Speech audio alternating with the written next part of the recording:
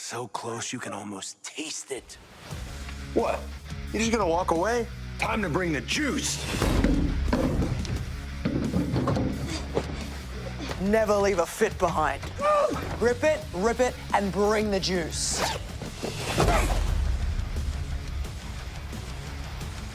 That flavor's just out of reach. Drop the Legos and bring the juice. Yee. As SummerSlam Night 2 is in the books, we have a new WWE Women's Interim Champion. We have a new Intercontinental Champion. We have a new United States Champion. We have Kevin Owens on the show. We have Baron Corbin on the show. We have Chelsea Green on the show. We have Chad Gable on the show. And oh yeah, our Tribal Chief is still the World Heavyweight Champion. This is the SummerSlam Night 2 recap on WWE Now, a WWE Fanatics original production. Check this out.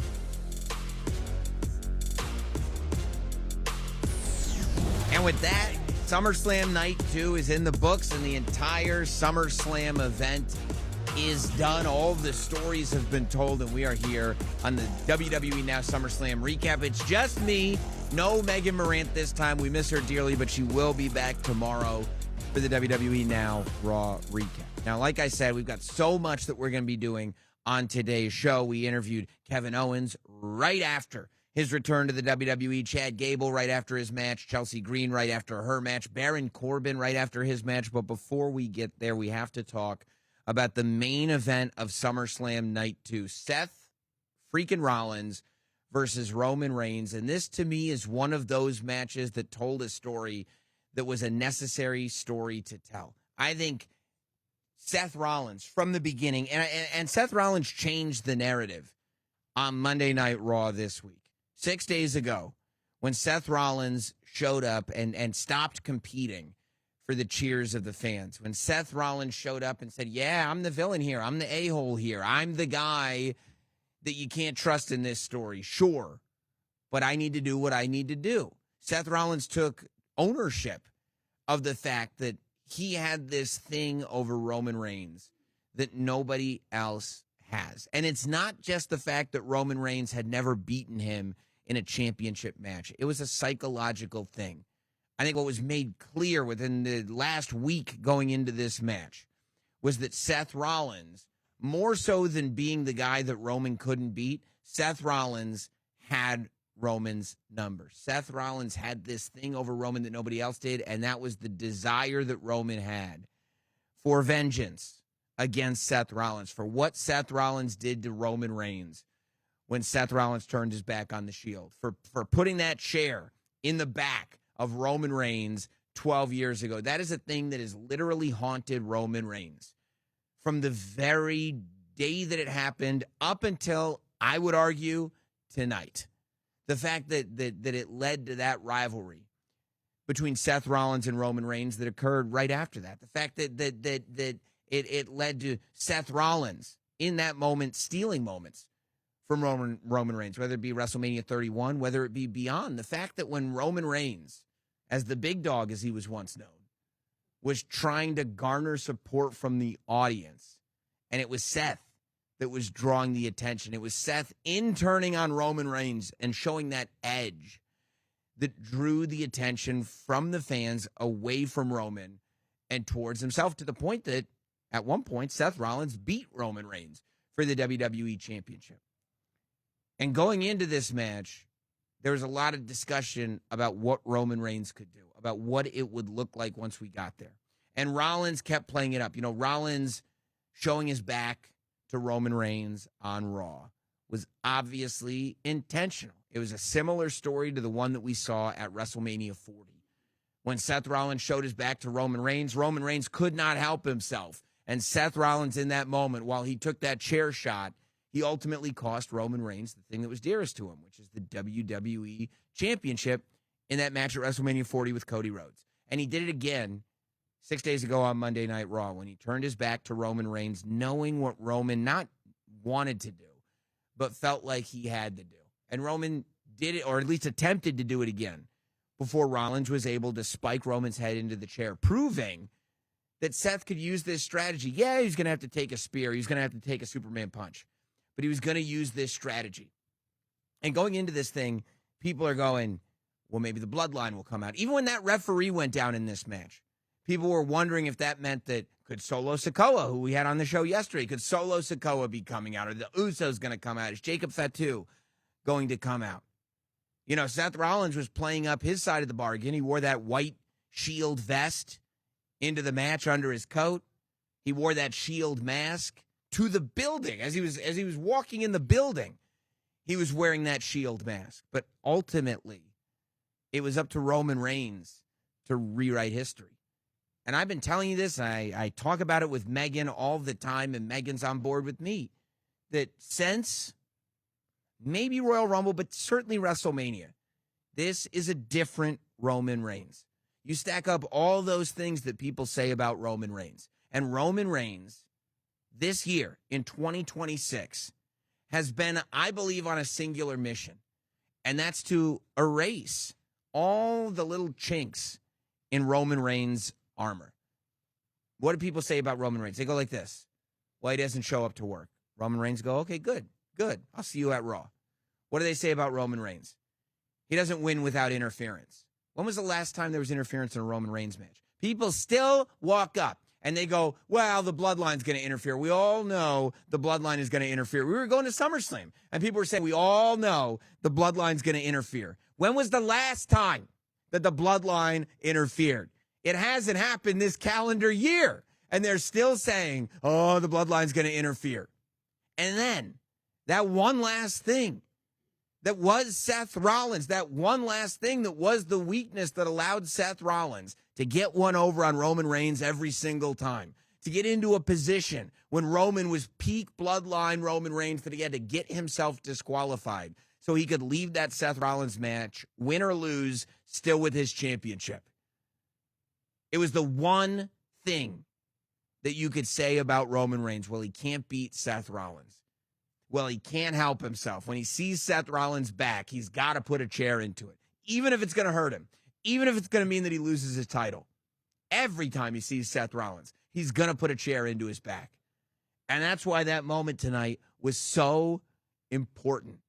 When Seth Rollins turns around and Roman has that chair in his hand, and Seth Rollins had been there long enough that he was looking around, he knew Roman was going to hit him. He knew that was his weapon. And it's ironic because you don't see that in wrestling. Usually when a guy hits a guy with a chair, the guy who swung the chair is the guy who's got the advantage. But in this case, Roman Reigns hitting Seth Rollins with a chair has always been a Roman Reigns weakness. And when Roman doesn't hit Seth with that chair, when Roman throws the chair down, in that moment, he has shed himself of that weakness. I believe that Roman Reigns has done self-discovery. I believe that Roman Reigns has finally looked inward. I believe that Roman Reigns has said, no, I'm not here to rest on my laurels. I'm not here to bounce off of the success that I previously had and live off of that until I ride into the sunset. Roman Reigns is wrestling in the WWE in 2026 to be the best Roman Reigns he's ever been, which is insane because that's the guy that led the bloodline. And now he wants to be the best Roman Reigns that he's ever been. That's the story that I see in front of me. That's the story of all of this. It's Roman Reigns ascending even higher. It's Roman Reigns saying goodbye to the demons of his past. Roman Reigns said, yeah, I have to beat Seth for me. Yeah, I have to beat Seth for my family. But I have to beat Seth, more importantly, for the entire industry. I'm the only superstar that is left in this industry. And I need to beat Seth to prove that. So there is no asterisk. So there is no, yeah, but. Everybody loves a yeah, but. Yeah, but he can't beat Seth. Yeah, but he has to hit Seth with a chair. Yeah, but none of it. None of it. And Roman has looked at every single one of those. It's a difficult thing to do for any of us. For any of us to go inward and go like, you know what my flaws are? You know, I'm doing great. I'm doing great. I'm the Roman Reigns of my given profession. But you know what my flaw is? It's this. Could I be better? A lot of us would say, I couldn't be better. I'm the Roman Reigns of my given profession, for God's sake. But some of us who are actually the Roman Reigns of our given professions, we look inward And we go, how could I be better? That's what Roman Reigns is doing right now. That's why you don't see the Bloodline. That's where the Bloodline and Solo Sikoa and LA Knight and Royce Keys, they're all on night one. And they've got a whole other story going on over here. Roman Reigns set this up right after WrestleMania. He set it up beautifully. He said, you're not here to serve me anymore. We're here to do business together. This is an evolved bloodline, and it's happening right under all of our noses. But all of the plot points are there. To the extent that as you watch this show and the match ends, Seth Rollins is laying out on the mat. Seth Rollins moves himself to the corner of that ring, staring across at Roman Reigns. And it felt like in his face, there is this realization. I can't beat this guy. This is the guy. The whole match, Roman Reigns was yelling at Seth. It's always been me. This isn't a position I was put in. It's my position. It's always been me. And I think Seth Rollins was sitting there in that corner going, maybe that's what it is. Maybe that's what it is. But then in the opposite corner of the ring, there's Roman Reigns, who's laid out sitting in the other corner, looking across the ring at Seth Rollins. And I'm sure 14 years of history is going through his brain as he's looking at this Seth Rollins. And man, we saw homages to it throughout the match. We saw that, I flipped, no pun intended, when Seth Rollins hit the rope, went upside down, came back with a clothesline, when Seth Rollins hit the dirty deeds. When Roman hit Seth with a powerbomb through a table, and then Seth hit Roman with a powerbomb through a table. All that history was baked in to what we saw. And the fact that after all that, Roman Reigns stands up and he puts that fist out. And that one sort of just asking for a fist bump, that one motion, for all of us that were watching back then, for all of us that have been watching WWE for 15 years, that was the everything counts moment. That was the, oh my God, it's all been one story. It's all been one journey. And some of us have been with them the entire way, and others haven't. And I don't have any prejudice against that. It's all there. There's all the historical context is laid out for you. But Seth Rollins then approaching Roman Reigns and really not being sure if he wanted to do it. In that moment where Roman Reigns has proven, on this night, I'm the man. But I'm willing to be your brother again. Seth Rollins walks up to him, puts that shield mask on the ground, and bumps fists with Roman Reigns. And to me, when a wrestler leaves his boots on the ground, that means it's over. Well, usually. But when Seth Rollins put that mask on the ground and those two bumped fists, to me, it was them saying, it's over. The questions are over. The rivalry is over. The history will always be there. The story will always be there. But on this night, we put a bow on this thing. We are now able to tell that story of Roman Reigns, Seth Rollins, and The Shield in its complete form. And to me, it's just absolute poetry. To at the same time be watching the evolution of Seth Rollins. To at the same time be watching an entirely new version of Roman Reigns be developed right in front of us, with many of us not even realizing that it's happening. And at the same time, they end that story of The Shield because it's time to move forward with what's next.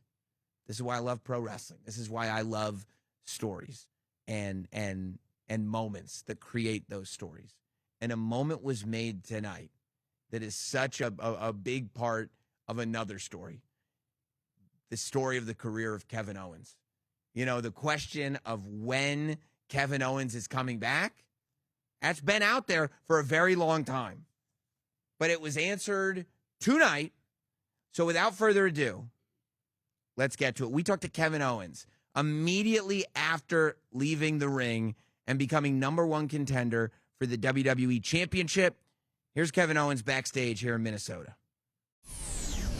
Fresh off of a surprise return, becoming the new #1 contender know how much of a surprise it was. You don't think it was a surprise? I think it was a surprise. I feel like you were in that category of people that it's like, well, he must be returning soon. Yeah. So people were making those predictions, but I don't think anybody was sitting there going, they're going to make this a fatal four-way. He's going to be back at SummerSlam. Yeah, you know, if people only knew how unlikely this looked that it would happen at one point during this whole recovery process, yeah, it's wild to be here, man. It really is. Was there a moment that you thought it was like, it's not happening?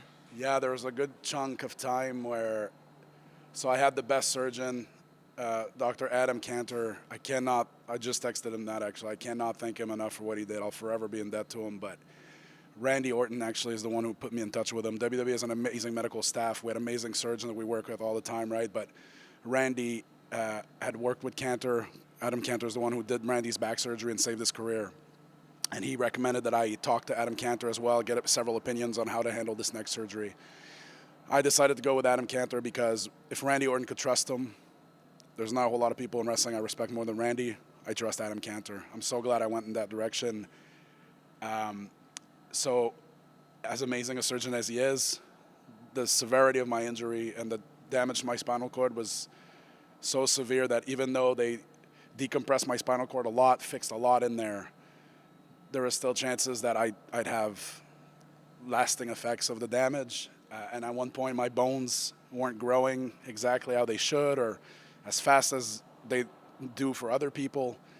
So we kept doing scans and scans and scans, and it didn't look the way it was supposed to. So it was scary, man. It was scary. And then a few weeks ago, finally, they saw what they had to see. So only a few weeks ago.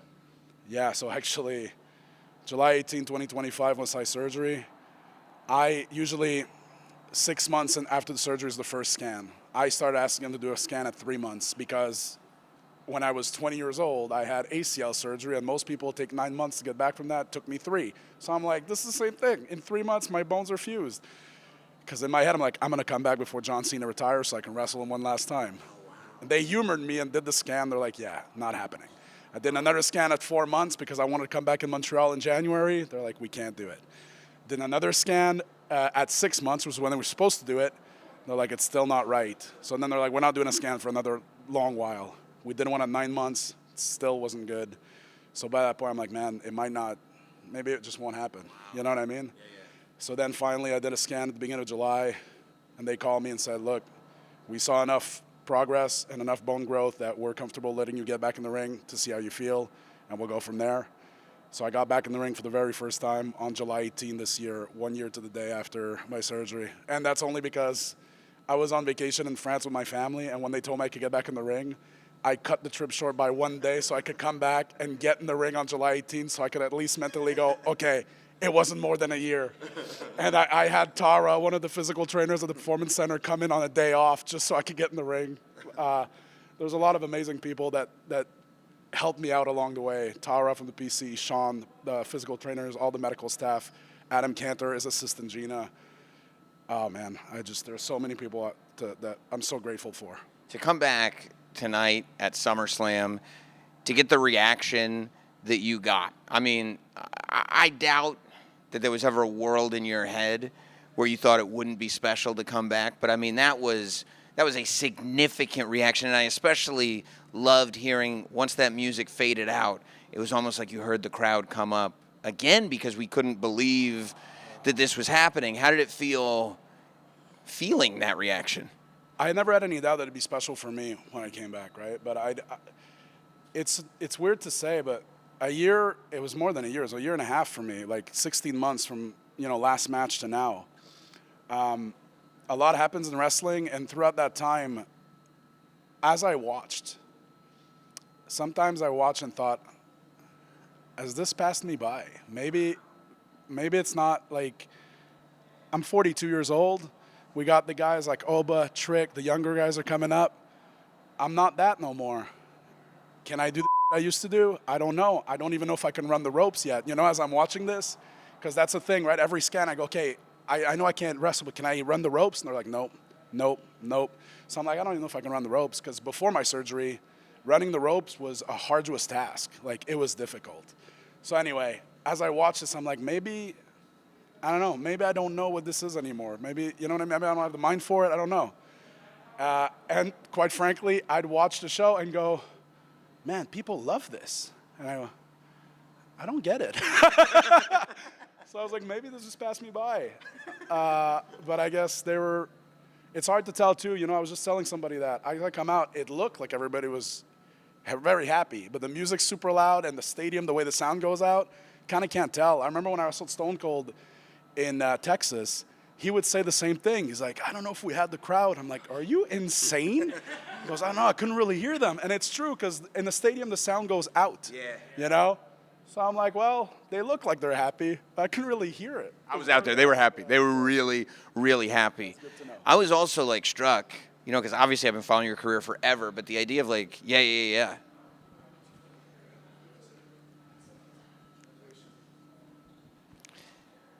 Obviously, I've been following your career forever, but looking in that ring and the idea that, like you said, I mean, these thoughts are, oh, there's all these new guys, is it passing me by? But then I look, and yeah, Gunther's in there, but it's you, and it's Sammy, and it's Finn.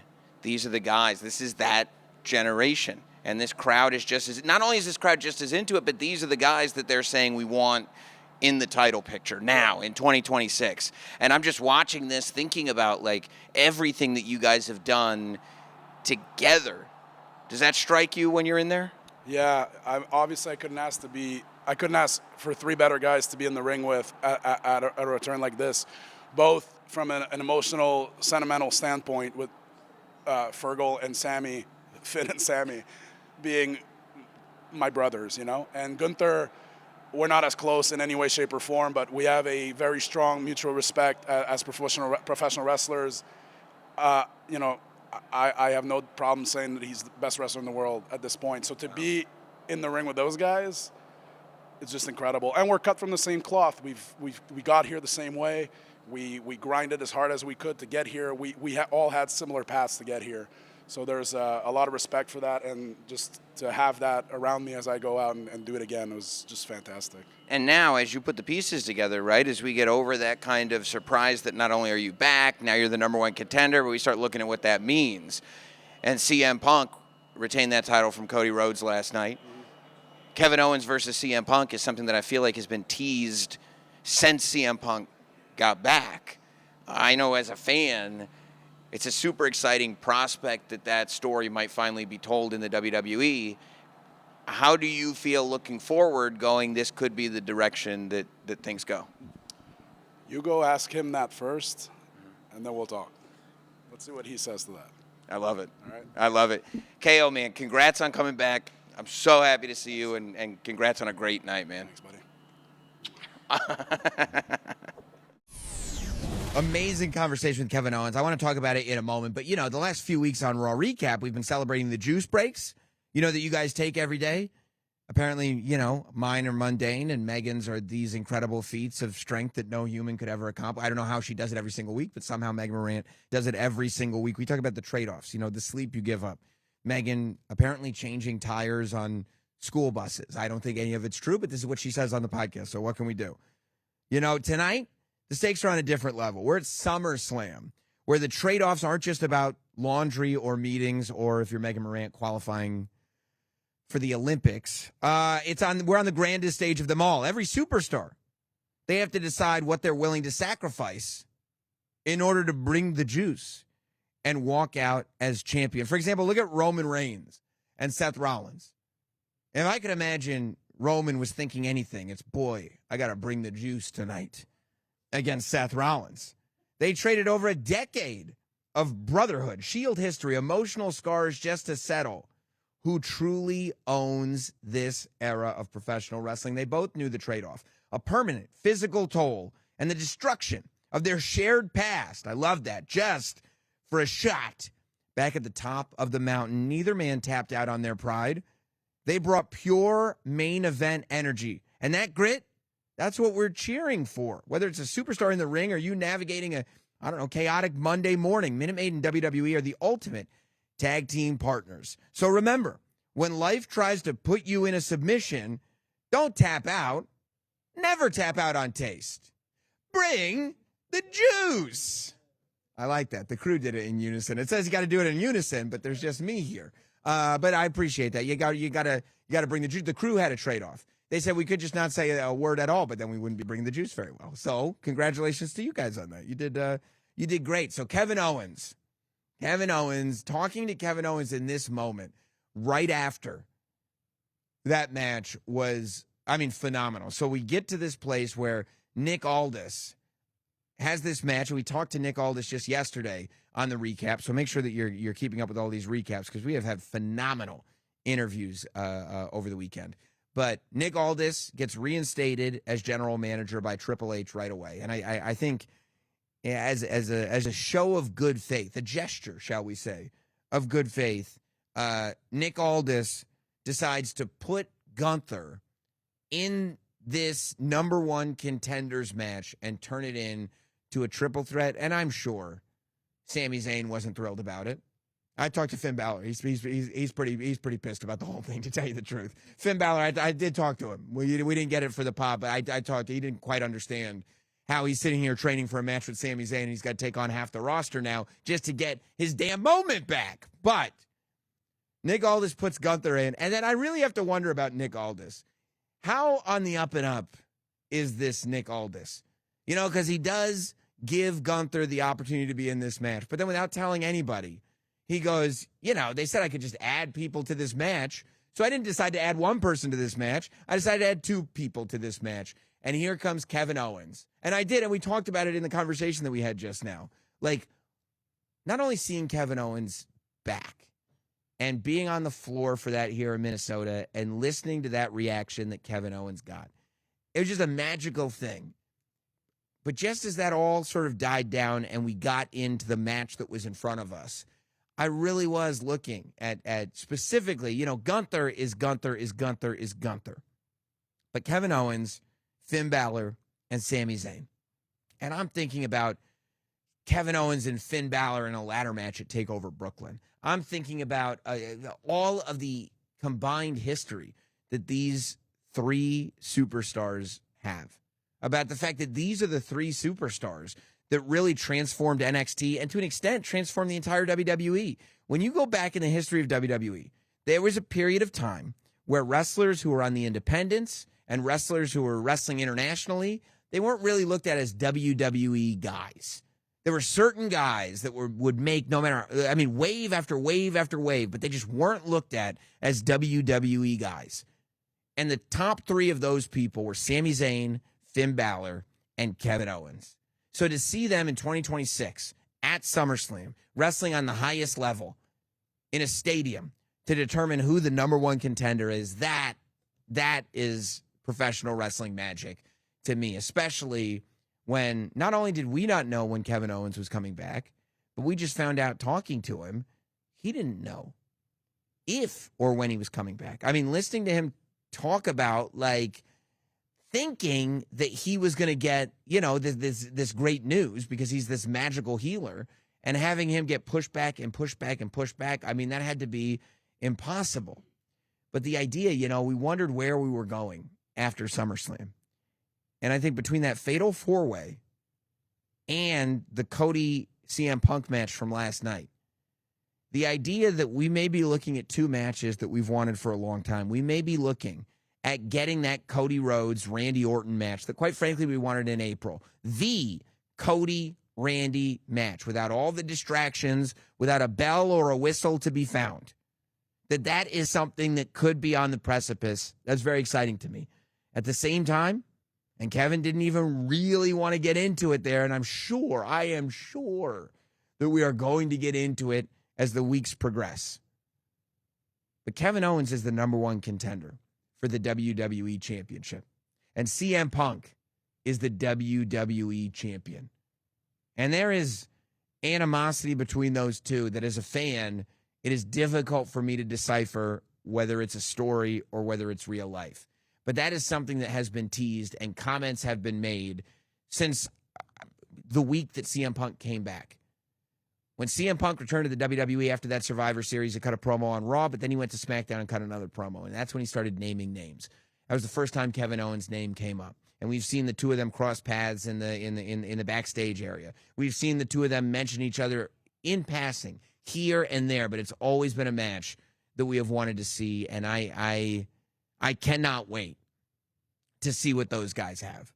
I think one of the matches, when you talk about moments, one of the matches that everybody was looking forward to was this women's ladder match. This women's ladder match for the interim WWE Championship that we found out we were going to have after Rhea Ripley got injured.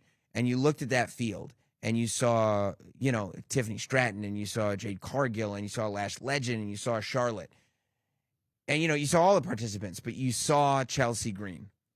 And the more you looked at it, the more you said, yeah, this could be Charlotte's night. Yeah, this could be a great moment for Jade to get that title back. Yeah, Tiffany Stratton is in her hometown. But people started to envision what this could look like. And that name, Chelsea Green, kept coming up. Chelsea Green is a superstar that fans have wanted to succeed for a very, very long time. And it happened tonight at SummerSlam. We actually got the moment. And after we got the moment, not only was I fortunate enough, and you can check ESPN socials, to crown Chelsea Green with the ESPN Moment of the Night award, but I gave her that and I said, Chelsea, I'm not done talking to you. I'm not done. Let's take a walk. Let's get into the podcast room. And we got Chelsea Green in here immediately after winning the WWE Interim Women's Championship. Check it out. Here's Chelsea Green on the Now. My gosh. Well, welcome to the SummerSlam recap. Chelsea Green, and should I say, the WWE Women's Champion. I mean, I watched the shows. I was specifically told, this is not what you are here to do. And look at what you've done. You did it. What are the thoughts right now? This has been what a road this has been. What are the thoughts that are going on in your head right now? I feel so jumbled with emotions because, I've been at this for 12, 13 years. And I've had so many ups and downs. So many freaking ups and downs. And every time I go to have an up, there's such a terrible down. You know what I mean? Like we break the arm 3 times. We have heart surgery, break the ankle, whatever it is, like you name it. I feel like I've been through it. But the one thing that has stayed consistent for the 13 years has been the fans' support.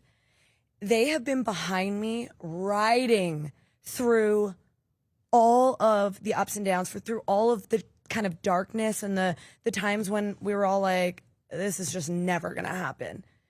And now they rode so hard for me that we had to have this moment. And we had to have it right now in Minneapolis with the ladder match with a 14-time champion, the baddest bitch in wrestling, with Tiffany Stratton, who has been, quite possibly the greatest women's wrestler to come out of the PC, like, for real.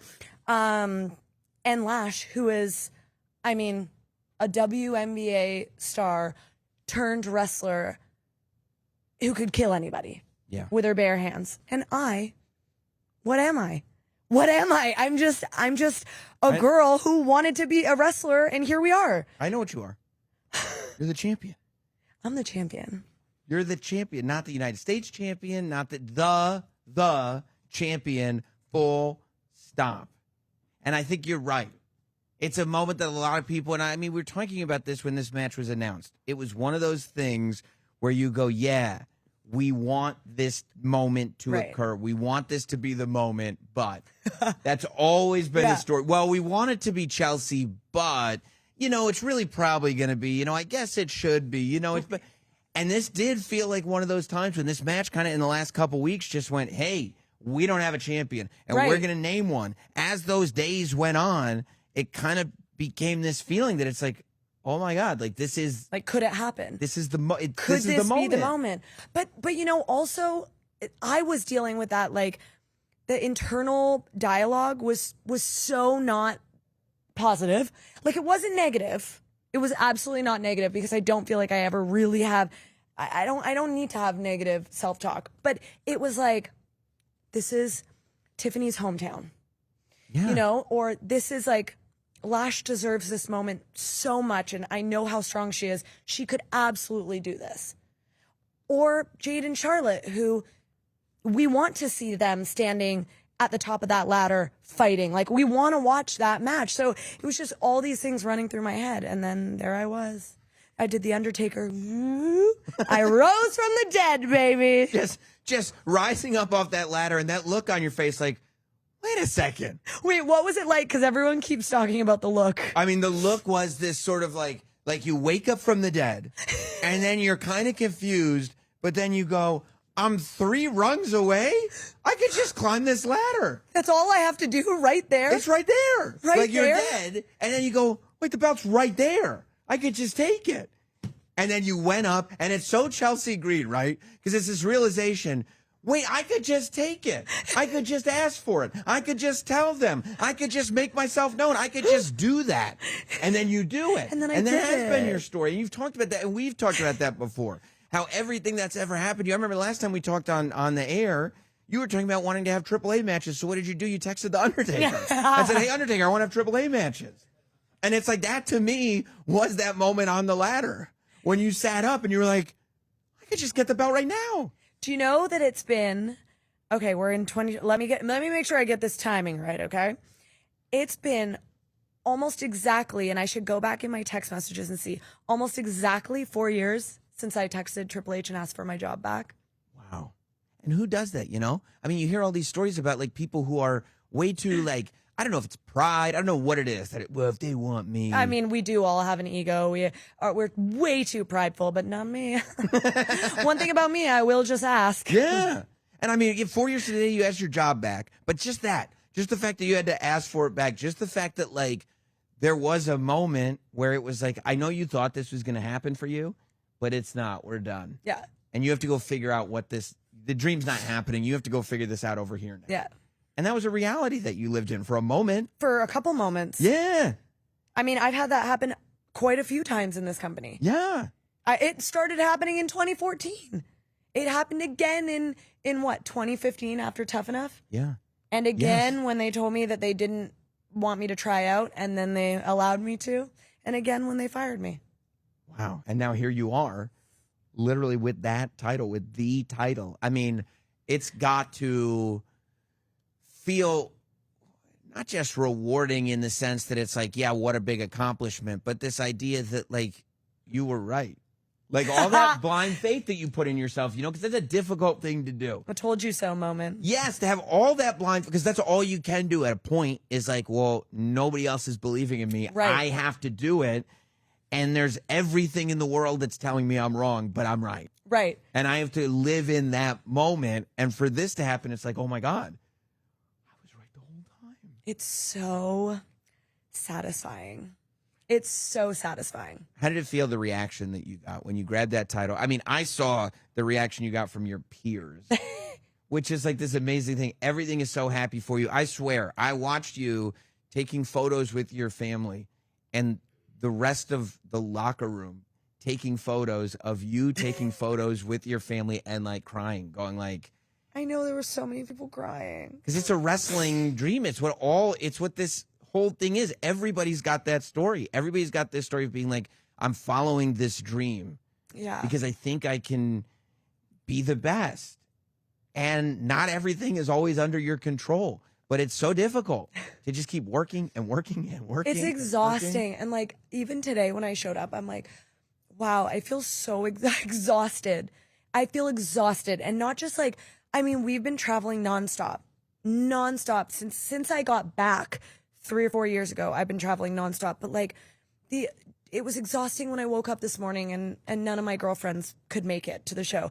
It was exhausting when, you know, we're like coming up with things for the match and talking about it, and that's exhausting. And it's exhausting when the hair and makeup isn't going the right way, or I take out my skirt and it's not right, and you know, like you're just like, what the, come on, can't anything just go smoothly? But then you're at the top of the ladder and nothing else matters. All that matters is the result. Nothing else matters. And you know what? Like, yes, I feel this way, but I know the girls in the match feel that way too. I know that when Tiffany did that incredible swanton and got that reaction, I know she felt the same way. Like, it's like, God, this is okay. It's over. I can breathe. And it was all worth it because we did what we said we were going to do, which is put on a clinic for the fans. Like, I know this matters. And I don't ever want to say that it doesn't matter. This title matters. This is the pinnacle of everyone's career. Winning this title and winning it on a premium live event or something huge like this. Stadium. Right. But besides that, we just want to have these amazing matches that go down in history that people talk about. We just want to make people in the crowd proud and think for a second, like, holy, how did they do that? Do they not have fear? Do they not, you know what I mean? Like, how did they do that? And I feel like these 2 nights have been that way. Yeah. No, I was with, I was having a conversation with Danielle. I don't know, she might be somewhere. She works with me, but she's not so tuned into wrestling, and she's sitting there watching, and she goes, I can't believe that these are people. Right. And we're just normal people. I worked in an Irish pub before this. Like, please be so for real. I was going to school and dropped out twice. Do you know what I mean? Like, I was personal training. I am not Jade with I didn't have a I have to work for these things, okay? Yeah. I'm not Charlotte, who grew up so in this industry that it was inevitable that she was going to be Charlotte Flair. Like, or even Tiffany, who was so incredible in gymnastics, and Lash, who's in the WNBA. I am literally the person sitting in the crowd, except I'm not. Somehow, I ended up right here hugging Triple H, saying, "It's been 13 years, and you gave me the belt." and you've earned the right to do it. And also, it's got to feel nice that now, when you go home, your husband can't say, "You'll never know what it's like to win a championship in a ladder match and have the whole world cheering for you." Because you could say, "Period. Yes, I do. Period. Yes, I do." Yeah, I mean, that's a Yes. wild connection there, by the way. Isn't that The awesome? fact that you go to WrestleMania and Zack Ryder has his moment winning the Intercontinental Championship in a multi-person ladder match, and boom, here we are in 2026, and Chelsea Green has risen. Have you thought about now, like, you know, what life is like going forward? That you now, Yes, of course, he has to do the dishes. Okay. He has to take the, wheel the garbage cans out to the end of the driveway. He's going to have to do all my laundry. 100%. He'll have to hand wash this set, Yes, right? He's going to have to buy me a replica title to put in the house. absolutely. He's going to have to take me out for a nice steak dinner with a martini. Oh yeah. Extra dirty. What else? I haven't fully decided the rest of the list, but I will be writing it. I wouldn't let him wash your gear because he would probably try to sell it. But He will. But, I mean, have you thought about, though, like, you now walk on to SmackDown on Friday as the reigning and defending interim WWE Women's Champion. Like, you're the centerpiece. You're the goalpost. Something went horribly wrong for me to, I don't know. I'm scared that I'm going to wake up and someone's going to have taken this out of my room and given it back to the real champion. Yeah. So that's scary. Do you think in hindsight that clip from Unreal that went everywhere where they said this wasn't going to be you? Screwed them? Well, I wasn't going to be quite that frank Do about you my think? observation. Do you think that I should dedicate my title win to old Michael Hayes? Freebird himself? Do you think it rallied the fans, though? Do you think that it gave them a thing where we go, we don't agree with that? Yes. I have thought that since the minute that season 1, episode 3 of Unreal the came out. I episode. thought, oh, this is not going to be good for The Office.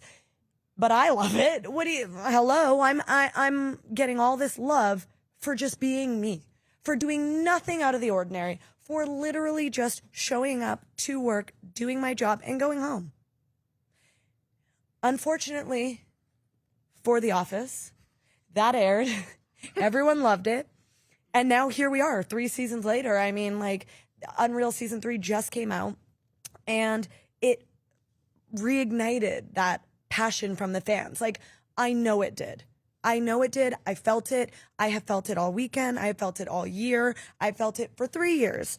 I really felt it when I won the U.S. title, but it has like exploded since then. Exploded. Yeah. And I thank Michael Hayes for that. To the point. I mean, to the point that you're a good guy. To the point that you are cheered. You are not a villain. I mean, and you haven't changed a thing. No, that's the best part. You haven't changed a thing. I have stayed exactly the same person. Yeah. And somehow we've gone on this epic journey where now they like it. When literally 6 months ago, not only did they hate it, but I was like the most annoying person in the company. So that just goes to show you can't trust Twitter. You know what I mean? Yeah. Can't trust Twitter. Yeah. Yeah, because now you are the WWE Women's Champion. I mean, Chelsea, I can't say enough about what a moment this was. This was one of those moments that, like I said, everybody that I spoke to was like, that's the moment that I want to see. I don't know if it will happen, but it's the moment that I want to see. There were some that were even going like, well, we're probably not going to get it yet, but maybe Money in the Bank. It's always push it off, right? Maybe it'll be this, maybe it'll be that, but we're here. We're now. Is there any part of you that, I don't know if intimidating is the right word, but is there any part of you that goes, I'm not really the underdog anymore? As of right now, as of this moment, you walked into this building the underdog, but you are now the champion. No, I don't have any other identity yet. Jeez. Oh my God. Can you give me like 10 minutes with the title before you say that? You don't get You're ripping away my whole identity. Yeah. Now, you know, when people, instead of people rooting for you going, I know she could do it, I know she could do it. You know what they have now?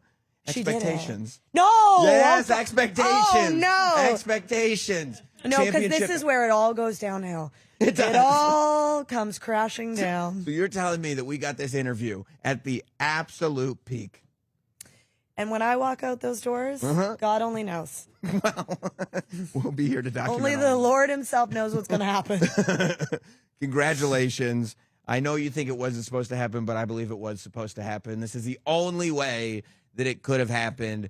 Your new interim WWE Women's Champion, Chelsea Green. Wow. What a life. What a life. Oh, wait, should I do this real quick? Am I staying here? Yes.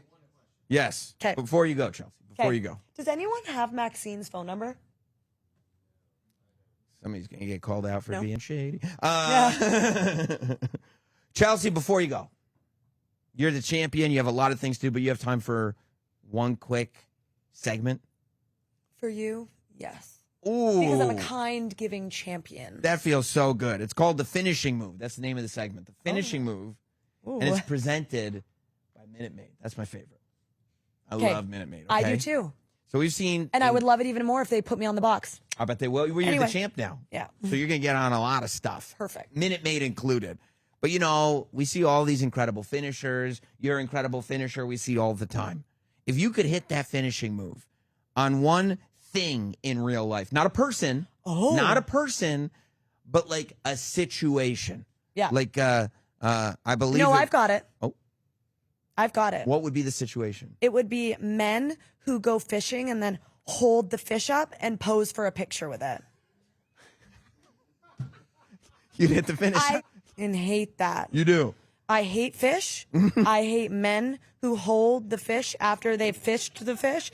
I hate it all. What is it about? I don't eat fish. No. Nothing.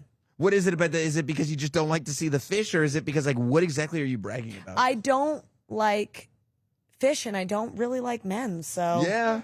Men with fish, it just really pissed me off. I get it. I get it. Especially for you. You've sat there and held up the WWE Women's Championship, and you're looking at some jamoke holding up a bass. A fish. A tuna. Right. Please, be so for real. How many ladders did they have to climb for that? Zero, tell you that. Zero.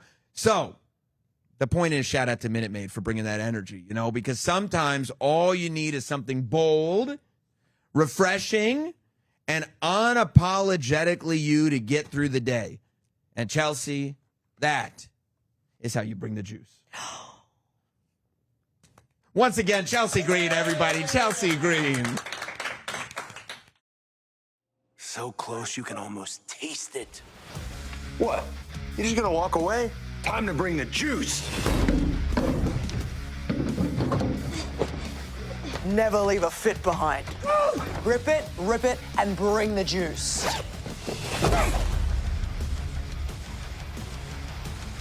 That flavor's just out of reach. Drop the leg, Oos, and bring the juice. Yee. Big thanks to Chelsea Green for popping by, and I want to talk about that discussion. But before I do, there's been something that's on my mind, and it's the fact that we are now into August. And this summer, I feel like I have not exposed my arms nearly enough. And I think a lot of people have been complaining about it. Luckily, at the hottest party of the summer, I'm staying cool because I got my ProSphere SummerSlam tank top. Look at that, SummerSlam Minnesota from our good pals at ProSphere. They give us the absolute best stuff, whether you've been cheering since the Attitude Era or you're all in on today's biggest superstars. ProSphere is the company that has the gear to help you represent the WWE Universe in absolute style. They got legendary icons. They got current fan favorites. They got the next generation of WWE superstars. Everybody gets represented. They commemorate unforgettable events. They celebrate championship moments. They keep coming back with fresh new designs, fresh products. It's amazing, and you stand out from the crowd. Suit up with ProSphere's lineup of premium jersey-inspired styles, graphic tees, hoodies, and more, with options for adults and youth. Every member of the family can perfect the look that you want to show off to your WWE fandom. Wait till you, and you're all going to get one. Wait till you guys see the Roberts Christmas card this year. I'm talking me, the wife, the 9-year-old, the 7-year-old, the 2-year-old. It goes on. And even Craig, he's going to be there with us, meeting Santa Claus like he does every year. And rocking ProSphere for the holidays. We do it in the summer. We do it in the winter. We do it in the fall, even in the spring. ProSphere on Fanatics is gear built for every member of the WWE Universe. And I think every member of the WWE Universe is celebrating Chelsea Green. And I love that conversation. And the fact that Chelsea Green is taking it all in, that Chelsea is aware of the journey, that Chelsea is prideful, for lack of a better term, of the journey, and that title means so much around the waist of Chelsea Green. And it's something that, like, as fans, we've wanted to see for a long time. And Chelsea Green is, I think, a unique performer in the WWE, because I think the fan support comes from not only the stories that she tells and the matches that she has in the ring, but I think it also comes from us recognizing the effort that she puts into what she's doing. Like, recognizing the fact that whether she's on television for 10 seconds, 10 minutes, or an hour, she's putting in the absolute maximum amount of work to create entertaining and compelling content for all of us. And I mean, that moment, it was just, I mean, it was a perfect Chelsea moment.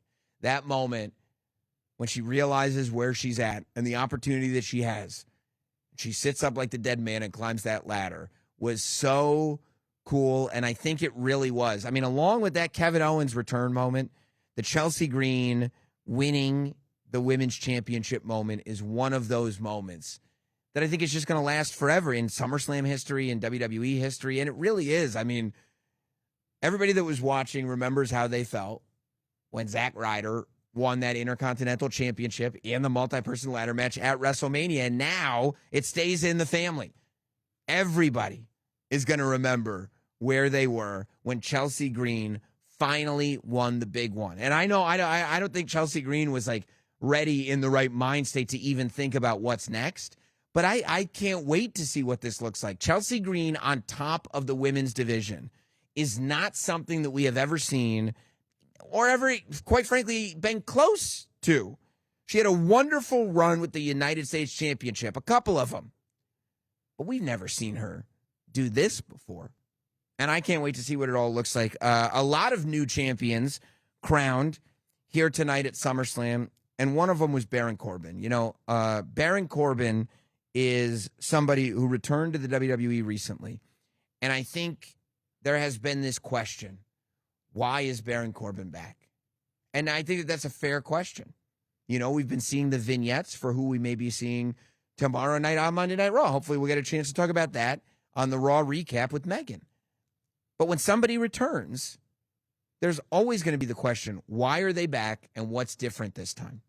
And I felt when I was watching Baron Corbin that clearly this is somebody who was different. You remember we had a quick conversation last night with X-Pac about the fact that Corbin told me, this is going to be a selfish one. I'm back for me this time.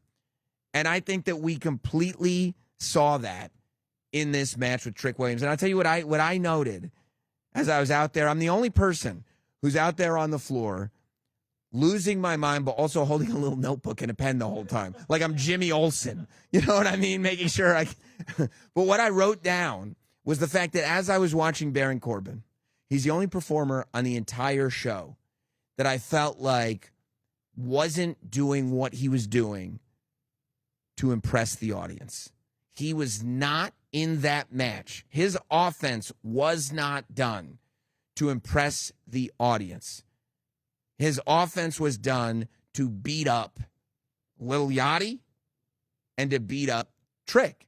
And I feel like that is something that Trick has not experienced since getting to the WWE. I feel like since getting to the WWE, Trick has experienced this overwhelming sense of joy from the audience, this overwhelming momentum that he's had, but he's never had an old school bad guy that steps up, who's just as big as, if not bigger than Trick, and looks to beat him down. It's a different deal.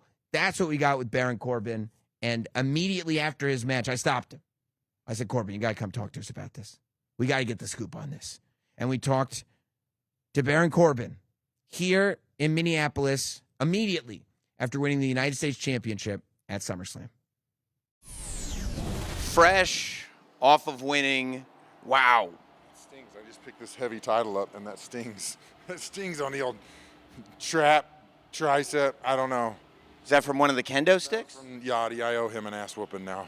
Wow. You pie-facing Yachty, I think, might have been a highlight of the match. Baron Corbin, welcome to WWE now, and congratulations on winning the United States Championship at SummerSlam. It feels like you've barely been back in the WWE, but the question... I have barely been back. Doesn't just feel like it. We're 3 weeks in, 4 weeks in. Yeah. Now I got to shave a title because I don't need all this fur on there. Yeah, that's what I was going to... When you pick up that United States Championship, you know, weeks after returning to the WWE, did you think it'd be covered in fur when you thought about it in your mind? I mean, when I saw it the first time covered in fur, I just said, this is disrespectful as hell, and I need to take that off of him. Yeah. We got to, right this wrong. How did it feel being back, being in front of a crowd this size, feeling the energy of the crowd, realizing how much they did not want you to win, only to win it? I mean, I heard you yelling, I told you I was going to win, as you held that belt. Yeah. I mean, it's been a crazy day. This is what I've done for a long time, right? 14, 15 years now total. And today felt like my first day. It was weird. The air, the excitement, the nerves. At one point I was our producer was talking to us and I was like, I need a minute to go drink some water because I feel like I'm going to vomit. Just that because it's so amazing to get back and get another chance. And you go, all right, well, I only have so many years of an opportunity left, right? That was an F-bomb. My bad, dude. I'm in it, you know. It's all good. Sorry, Mom. We're podcasting. Sorry, Mom. We are, so I can drop those. You can. Okay. You can. We'll keep that one. So it's just the excitement, getting back and going, all right, I need to reset everything everyone thinks about me. And I had that year and a half away where I think they forgot about a lot of it. And it's all right, I'm coming back. My time off, I was busy killing people in jiu-jitsu, choking them, snapping arms, taking heads, whatever it was, doing some more, really sharpening my skills for physicality to get back to what I do and what I did originally. When I came in as a lone wolf, it was no friends. I'm whooping everybody's ass that gets in my way, and that's where I found the most success, right? I mean, that's where I had a U.S. championship. That's where I won the Andre. That's where I won Money in the Bank, was that attitude. And I'm going, I got to go find that. And that year and a half away, I was able to find that, able to figure it out, weed out all the shit in my life that I didn't need, forget the cars, forget the whatever it is, And it's like, what do I do best? I fight. That's what I do. And so it's like, when I got the call to potentially come back, I was going, all right, I'm going to hurt everybody they set in front of me, every single person, good guy, bad guy, friend, foe, doesn't matter, I'm going to hurt them. And I mean, we chatted for that blood sport. It's like, this is what I'm good at. I'm good at just fighting. And so I weeded out all that other stuff, and I came back on a mission. In 3 weeks, I accomplished this at SummerSlam in front of 40,000 people.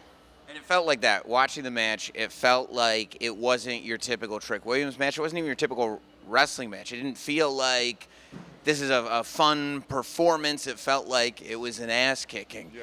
Did you go in thinking like I'm not playing other people's game anymore? I'm going to structure this around my rules. Yeah, I'm doing me and I'm doing what I do. And I may have to, be patient sometimes in a match to get my opportunity to do what I need to do. And when that time comes, to pour it on. It is gas on fire. It's everything I wanted it to be. When I was on top of him and I was hitting him with the punches and he started blocking punches, I started throwing elbows. I started throwing these elbows. New U.S. champ. Did you see that? Hi, This buddy. my man returned right here, Hi. and #1 contender now. That's true. I'd say these are pretty good returns right now. These are great I returns. don't want the title till it's furry like this, right? You're gotta going to keep the I fur. gotta shave it. No. Like my head, I'm shaving it. Oh, I see. Color it. can't do this. Yeah. I can dye it. I think you can pull it off. All right, I'll leave. You guys- Baron Corbin, man, Listen, time comes, he'll catch one too. he know? will. You don't care about friends. Everybody. I mean, that's where I was successful. And so, delivering those elbows. Thank you. Thank you. Thank you. I will take this home. It's a present from Kevin Owens. He's really rich and buys a lot of cars. There's probably a car in here. So we're going to take this home. I love it. Man, I'm happy to see you back. And I'm happy to see you back in a way where it feels like you spent a lot of time with other talent in the past, maybe younger talent, maybe helping other people. And even though, people were booing you, other people were benefiting from what you were doing. And it feels like now we're finally in this space where we can see what you do when you're thinking about yourself. It's going to be more selfish. And, like a lot of people try to pride themselves on not being selfish, and they want to better everything. This time, I don't know how much time I have left to do this. If it's 2 years, 3 years, 4 years, I'm going to take everything I can get in every moment that I get and every chance I get. That's awesome, man. Congrats, dude. Thank you. Thank you. So thank you very much to Baron Corbin. Also, thank you to Kevin Owens for making multiple appearances today on WWE Now. I enjoyed Kevin Owens' inclusion in the Baron Corbin. Kevin Owens is like elated, I think, to be back. I think Kevin Owens is just, that's also like why I really love doing these interviews immediately after these matches, because all the emotion that is in these men and women as they're performing, all the adrenaline, all the feels, if you will, are fresh right there in them. And we get the chance to have these conversations that normally you wouldn't see, you wouldn't hear. Nobody would have these conversations. They're not being recorded otherwise. So the fact that we get to come to these PLEs and get to talk to these superstars immediately after coming from the ring and have interactions like that, I think is so, so cool. And it's part of the biggest party of the summer. The biggest party of the summer is not just here at SummerSlam. No. SummerSlam is actually bringing the biggest party of the summer to WWE Slam. I don't know if you know about this, but the action-packed release celebrating one of WWE's most iconic premium live events, SummerSlam, is here in WWE Slam, inspired by the bright lights, unforgettable moments, and larger-than-life superstars who have defined SummerSlam throughout the years. This box features an incredible lineup of cards, including Golden Hour signatures, Summer Blockbuster dual signatures, Scorched, and my favorite, Big Kahuna. Experience the excitement of SummerSlam and start collecting these incredible cards now in Topps WWE Slam. Now, I got to tell you, it's been a big night. We've got a new United States champion.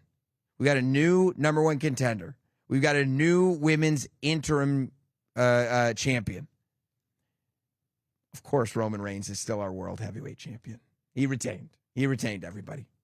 But what we also have is a brand new Intercontinental champion. Chad Gable gets his first singles title in the WWE and gets in the ring with the same guy who started this 1.75 year long journey that went through Grande Americano, through AAA and spit Chad Gable out on the other side to become the Intercontinental Champion. It is just, I mean, again, I feel like tonight, night 2 of SummerSlam was all about these moments. Whether it's Roman and Seth in the Shield, whether it's Chelsea Green, whether it's Kevin Owens coming back, whether it's Chad Gable having this happen for him in a match like we saw against Penta. Well, right after Chad Gable celebrated with his family, we had the opportunity to grab a couple of those travel boxes, pop a squat, and sit down and talk about the fact that the Intercontinental Championship is what is on the other side of this amazing story for Chad Gable. Here is Chad Gable on WWE Now. Intercontinental Champion, and when I say it's a long time coming, it's a long time coming. Chad Gable, as long as it took for you to get here, could this moment have been more perfect? No, it couldn't have. It's insane to say and see how all these circumstances that happened and all the things, the injuries, everything played out in a way that actually worked out impossibly perfect, really. Like, you can't hardly write stuff like this. It's too perfect. You know, it's weird, and I don't know who to thank. I thank God. I thank everybody. It's been incredible, man. Especially with somebody like Penta, who it's like, you go back and you realize that this is a story that really did start over a year and a half ago. Sure. It started at the beginning of the Netflix deal, the match with you and Penta that kind of evolves into the Grande Americano story that I think, like, nobody could have seen what that story was going to do. This thing that starts with, like, you just kind of making fun of it to being like, people going, you know what? Gable can actually wrestle. So there's something, you know what I mean? There's a different element to it. When you're at home and the current Grande Americano is putting his own thing on it and becoming bigger and bigger and bigger. Yes. Before this is a story, is there a part where you're going like, oh no, like when I get back, I don't know if I have this anymore? No, it was frustrating, but it wasn't like that. It was fuel. It was fuel to the fire because I knew I was coming back. Yeah. I mean, there was scary thoughts that go into my head about like how dangerous I was going to be when I came back. So I knew I was going to be a force, and all it did was say, brother, you're in trouble, man. You're just stealing my stuff, trying to make it your own. And not only that, but being awesome at it, to his credit. Like, he took it, ran with it to a degree that maybe nobody else that I can even think of would have. And so it was that made the magic. It was competitive fire and spirit that it doesn't exist often, but when you find it, it's like lightning in a bottle, man. When it's two guys just trying to best each other competitively, professionally, personally, everything. It was all on the line, and you saw what happens when that happens. When you bring that story to AAA, were you at first surprised at how much that AAA audience took to the story? So I had seen it play out a little bit. I knew how in love with him they were. I was surprised at how much they hated me, to the degree that they hated me. It was as if I had insulted an entire culture of people. It wasn't just it was no longer just a lucha libre thing or just a wrestling thing. It was a people that I had offended, and I felt that, man. It was visceral. Like, every time I went down there, I was, geez, like, what have I done here? You know. But that's what made it. So yeah. How did it feel coming out of that mask versus mask match? You know, I mean, because that really was, for people paying attention to AAA, and I think that story got a lot more people paying attention, especially stateside, to what was going on in AAA. There was a lot of pressure on that. There were high expectations for that story, and I think you and Americano completely blew those expectations out of the water. Yes. To the point that they had to replay the entire match on Monday Night Raw. Did you know immediately that you guys had nailed it? I knew in the match. During. I could tell we had it, you know. I had like you said, high expectations going in. Exceeded those, obviously. I put a lot of pressure on myself for that match, and because of AAA, because of what I thought we had the potential to do for AAA. And I treated that pressure as a real privilege. It's like you have a chance to deliver and elevate this company now that we have acquired and are trying to push it's on you, man. And I think we did it, you know, to his credit too. Everybody played their part. The crowd played their part. Yes. You know, it's everything that went into that did it. And I think it just took AAA, and it was already had momentum, and it was a very cool thing, but it just shot it through the moon, man. It was like, now all eyes are on it. And now it's like this hip thing. It's like a happening, you know? It's like a happening down there. So I mean, it turned into one of those matches that, like, that short list of matches, and I'm sure you understand as somebody who's been a wrestling fan forever, that, like, there are those matches that you can show a non-wrestling fan. Yes. And have them realize why this thing is so magical. And, like, the minute it was over, I said, that's on the list. And the fact that that happens in a match, in an organization where culturally there's already that divide. Not only do you have to sell somebody on wrestling, but now you have to sell them on lucha. Yes. And now you have to explain the culture. But it was just, to me, I thought it was so perfect because it doesn't require explanation. No, it lives on its own, right? Yes. Yes. And I love that. And that's one of the highest compliments I think I was paid about that match, is what you just said. And not only from fans and people, but like my peers as well. I think I value that input and feedback so much that when my peers tell me, man, that reminded me what I love about this. It's like we do this so much that sometimes, you know, I admittedly, like, the hamster wheel can get to you, and you're just you repeat, you're in your routine. But then when these things happen and you hear people say, you reminded me, man, you reminded me what it was like when I was 8, 9, 10 years old. And I was like, geez, that's the kind of stuff that gives me goosebumps, and that's the kind of stuff that's like really rewarding and humbling at the same time. When you realize that story has been told, and now it's time to come back to the main roster, you're unmasked. It's time to, you know, I don't want to say capitalize, but capitalize on the goodwill that you as Chad Gable have earned from telling this story. Is there any new pressure to go like, okay, now everybody's willing to give me this shot. Everybody can see what I can do. Now, without the mask, without this character, without this story, I kind of have to deliver. Yes. So the pressure was not to deliver to other people at that point. It was for myself. I put it on myself because I had stated over and over openly what I know I'm capable of, what I think I'm capable of, singles championships and being more than a tag team guy. Now, you can only say that stuff for so long and not deliver before you're the boy who cried wolf, man. It's like, yeah, we heard it before. When are you going to do it? So now it's like, I know what I've put out there in the ether. So it's on me. I don't feel pressure to anyone else except myself. That's the only one. And so but that's a serious pressure I take, because when I put something out into the universe and say I'm going to do it, it's been this like quality of mine that I don't know how to explain properly, but I make it happen because I refuse to let my character be tarnished by not delivering on something I've said I was going to do. And so this was no different. I was like, I've said this stuff for too long. It's time to deliver. I need it for myself, my character, my whole being. When you have a moment like you had tonight in your hometown with your family there to celebrate with you, and the audience all having your back because they've now been on this journey with you, are you thinking about it all? Like, does your head go back to Ready, Willing, and Gable? Do you think about Shorty G? Do you think about, because this has been, it's not just, it's an incredible thing that you had this match with Penta that leads to Grande Americana, that leads to Mask versus Mask, that leads to this. Right.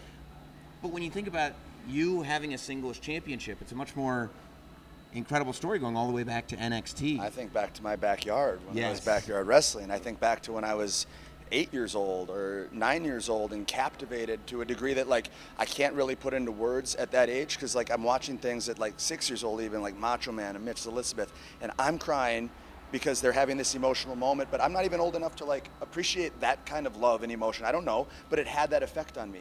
And now I remember these things and I'm like, man, here we are, this much later.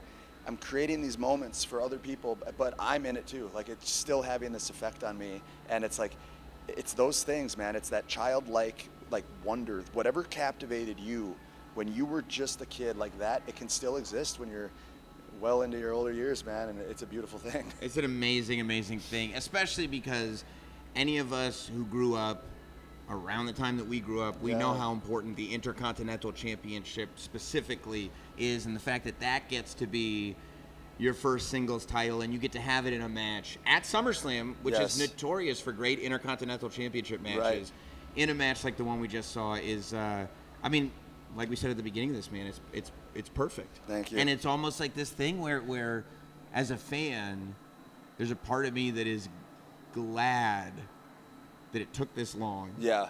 And that we didn't get it for as long as we didn't get it, and that we looked like we were never going to get it, so that It's insane how this it works thing out. could just feel so real. Even the injury, and I will never say I'm happy I got injured, but look at it, man. This would have never happened. It would have never all played That's right. out the way it did if I wasn't hurt, had to leave, and everything just, it's insane. Especially because that injury felt like in the moment, it was at the worst possible time. Yeah. You were coming. I mean, if people remember that Money in the Bank match Right.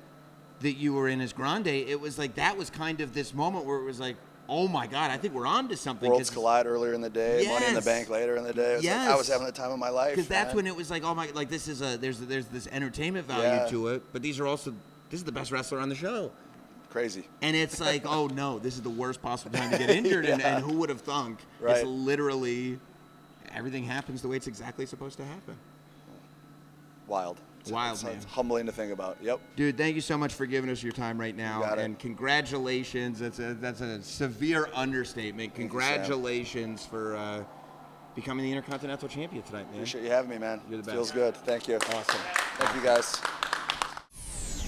So again, we're thanking a lot of people tonight, but I mean, thank you so much to Chad Gable for making that time for this podcast right after winning the Intercontinental Championship. What a wonderful, wonderful sight to see here at SummerSlam. And by the way, also big credit to Danhausen for getting that Human Money's off the pole. We haven't had a lot of time to break that down fully, but Danhausen's undefeated streak continues. This guy is like Bill Goldberg in face paint. Danhausen, unbeatable. I believe he's at 18-0 now, except instead of like all the arena security walking him to the ring, he's got those mini Danhausens with him.